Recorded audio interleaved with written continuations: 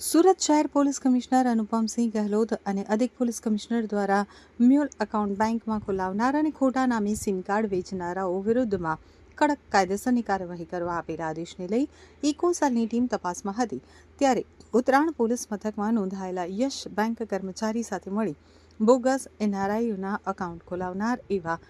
અઝમત શાહિદ ઇમ્તિયાઝ શેખને ઝડપી પાડ્યો હતો અને તેનો કબજો ઉત્તરાણ પોલીસને સોંપવાની તજવીજ હાથ ધરી હતી। સુરત શહેર અનેક ક્ષેત્રોમાં ખૂબ જ ઝડપથી પ્રગતિ કરી રહ્યું છે અને એ ક્ષેત્રો પૈકી એક છે રિયલ એસ્ટેટ કે જેમાં ખૂબ જ ઝડપથી સમગ્ર શહેરમાં કન્સ્ટ્રક્શન અને જમીન લે વેચનો વ્યવસાય પણ ખૂબ જ ઝડપથી પ્રગતિ કરી રહ્યો છે અને આ જ વ્યવસાયમાં ઘણી વખત ઘણા એવા તત્વો કે જે પોતે અન્ય લોકોને ખોટી રીતે પ્રોપર્ટી અપાવવા માટેનો વિશ્વાસ આપી અને તેઓ સાથે વિશ્વાસઘાતની છેતરપિંડી કરતા હોય છે। એવા જ એક બનાવમાં ફરિયાદી શ્રી પિયુષભાઈ સાથે રવિ કોલડિયા નામના આરોપીએ તેમને જમીન અપાવી દેશે એવો વિશ્વાસ આપી અને આ જે જમીન હતી એ ફોરેનમાં વસવાટ કરતા લોકોની હતી અને તેમની સાથે વિશ્વાસ અપાવી ફરિયાદી પાસેથી 4 કરોડના ચેક લઈ લીધા અને જે મુખ્ય મૂળ માલિક હતા તેમના નામના ખોટા યસ બેંકમાં અંકલેશ્વર ખાતે ખાતા ખોલાવી